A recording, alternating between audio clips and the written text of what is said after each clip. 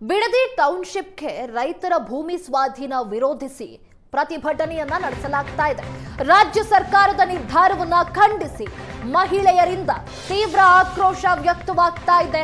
ತಿಮ್ಮೇಗೌಡನ ದೊಡ್ಡಿಯಿಂದ ಬೈರಮಂಗಲ ಗ್ರಾಮದವರೆಗೆ ಕಾಲ್ನಡಿಗೆ ಜಾಥಾವನ್ನ ಆಯೋಜಿಸಲಾಗಿದೆ.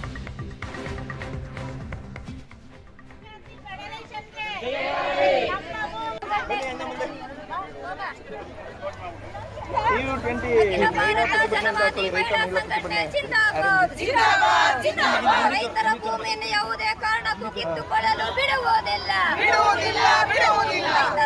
ಬೈರಮಂಗಲ ರೈತರ ಹೋರಾಟ ಯಶಸ್ವಿಯಾಗಲಿ.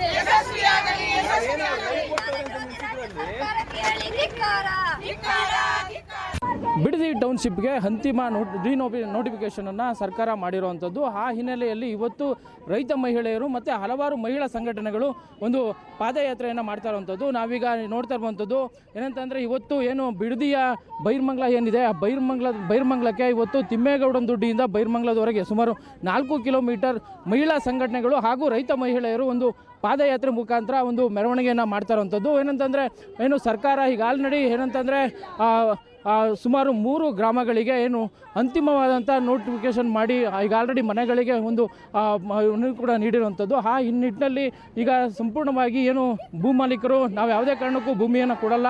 ಹಾಗಾಗಿ ನಾವು ಇವಾಗ ಆಲ್ರೆಡಿ 1.5 ವರ್ಷದಿಂದ ನಾವು ಪ್ರತಿಭಟನೆಯನ್ನು ಮಾಡ್ಕೊಂಡು ಬರ್ತಾ ಇದ್ದೀವಿ. ಈ ಪ್ರತಿಭಟನೆ ಮಾಡ್ತಿರೋ ಕೂಡ ಸರ್ಕಾರ ಯಾವುದೇ ರೀತಿಯ ಕ್ರಮವನ್ನು ತಗೊಳ್ತಾ ಇಲ್ಲ. ಹಾಗಾಗಿ ನಮ್ಮ ಭೂಮಿ ನಮ್ಮ ಹಕ್ಕು ಅಂತ ಒಂದು ಹೋರಾಟವನ್ನು ಮಾಡ್ತಾಯಿದ್ರು. ಆ ಹೋರಾಟಕ್ಕೆ ಇವತ್ತು ಹಲವಾರು ಮಹಿಳಾ ಸಂಘಟನೆಗಳು ಕೂಡ ಒಂದು ಸಾಥನ್ನ ನೀಡಿರುವಂಥದ್ದು. ನೀವು ಒಂದು ಪ್ರತಿಭಟನೆ ಮಾಡ್ತಾ ಇದ್ದೀರಾ, ಈ ಪ್ರತಿಭಟನೆ ಕಾರಣ ಏನು, ಎಲ್ಲಿಂದ ಎಲ್ಲಿ ಗಂಟೆ ಹೋಗ್ತಾ ಇದ್ದೀರಾ? ಪ್ರತಿಭಟನೆ ಕಾರಣ ಅಂತ ನಮ್ಮ ಭೂಮಿನ ಬಿಟ್ಕೊಡಲ್ಲ. ನಾವಿನ್ನ ಇಷ್ಟು 1.5 ವರ್ಷದ ಶಾಂತಿಯುತವಾಗಿ ಹೋರಾಟ ಮಾಡ್ಕೊಂಡ್ಬಂದ ಇನ್ಮೇಲೆ ಏನಿದ್ರು ಉಗ್ರವಾರ ವಿಧಾನಸೌಧಕ್ಕೂ ನಾವು ಪಾದಯಾತ್ರೆ ಮಾಡಬೇಕು ಅಂತ ಅಂದ್ಕೊಂಡಿದ್ವಿ. ನೀವೇನೋ ಮಾಧ್ಯಮದವರು ಎಲ್ಲ ಗ್ರೌಂಡ್ ರಿಪೋರ್ಟ್ ಮಾಡಿದ್ದೀರಾ. ಅವ್ರು ಬರಡು ಭೂಮಿ ಅನ್ನೋದು ನಿಮ್ಗೆಲ್ಲಾದ್ರೂ ಇದೆಯಾ? ನೀವೇ ಅವ್ರನ್ನ ಪ್ರಶ್ನೆ ಕೇಳಬೇಕು. ನಾವೇ ಹೋಗಿ ನೋಡಿದ್ದೀವಿ ಅಲ್ಲೆಲ್ಲ ಫಲವತ್ತಾದ ಭೂಮಿ ಅಂತ. ನಿಮ್ಮ ಮೇಲೂ ನಮ್ಮ ಮನವಿ ಮಾಡ್ಕೋತೀವಿ. ನೀವು ಹೋಗಿ ಅವ್ರು ವರದಿ ಕೊಡಬೇಕು ಇದೆಲ್ಲ ಫಲವತ್ತಾದ ಭೂಮಿ ಅಂತ. ಅದನ್ನು ಬಿಟ್ಟರೆ ನಾವು ಇವಾಗ ಇದೇ ಥರನೇ ನಾವು ಇನ್ನೂ ಮುಂದುವರ್ಸ್ಕೊಂಡು ಹೋಗ್ತೀವಿ ನಮ್ಮ ಹೋರಾಟನ. ನಾವು ಗೆಲ್ಲೋ ತನಕ ನಾವು ಹೋರಾಟ ಬಿಡಲ್ಲ ಸರ್. ನಾವು ಯಾವುದೇ ಕಾರಣಕ್ಕೂ ನಾವು ಭೂಮಿ ಬಿಟ್ಕೊಡಲ್ಲ. ನಾವು ಎಲ್ಲ ಕೆಲಸ ದನ ಕರ ಎಲ್ಲರ ಮಕ್ಕಳು ಮರಿ ಗಂಡೀರು ಎಲ್ಲ ಸೌರಿಸಿ ನಾವು ಇಲ್ಲಿ 15 ತಿಂಗಳು ತಯಿಂದ ಹೋರಾಟ ಮಾಡ್ತಾ ಇದ್ದೀವಿ. ನಾವು ಯಾವುದೇ ಕಾರಣಕ್ಕೂ ನಾವು ಜಮೀನು ಬಿಡಲ್ಲ.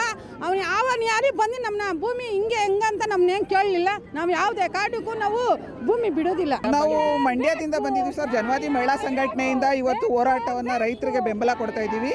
ರೈತರು ಭೂಮಿಗೋಸ್ಕರ ನಾವು ಹೋರಾಟ ಮಾಡ್ತಾ ಇದ್ದೀವಿ. ರೈತ ಮಹಿಳೆಯರು ಯಾವುದೇ ಕಾರಣಕ್ಕೂ ಭೂಮಿಯನ್ನು ಕೊಡೋಕ್ಕಾಗೋದಿಲ್ಲ. ಇವರು 2 ಕೋಟಿ ಕೊಡ್ತೀವಿ 1 ಕೋಟಿ ಕೊಡ್ತೀವಿ ಅಂತ ಹೇಳ್ತಾರೆ. ಕೋಟಿ ಮುಂದಿನ ದಿನಗಳಲ್ಲಿ ಮಕ್ಕಳು ಭವಿಷ್ಯಕ್ಕೆ ಆಗೋದಿಲ್ಲ.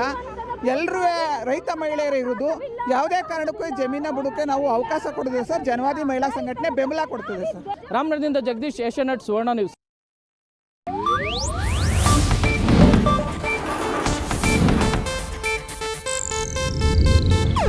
ಇದು ಏಷ್ಯಾನೆಟ್ ನ್ಯೂಸ್ ನೆಟ್ವರ್ಕ್ ಪ್ರಸ್ತುತಿ.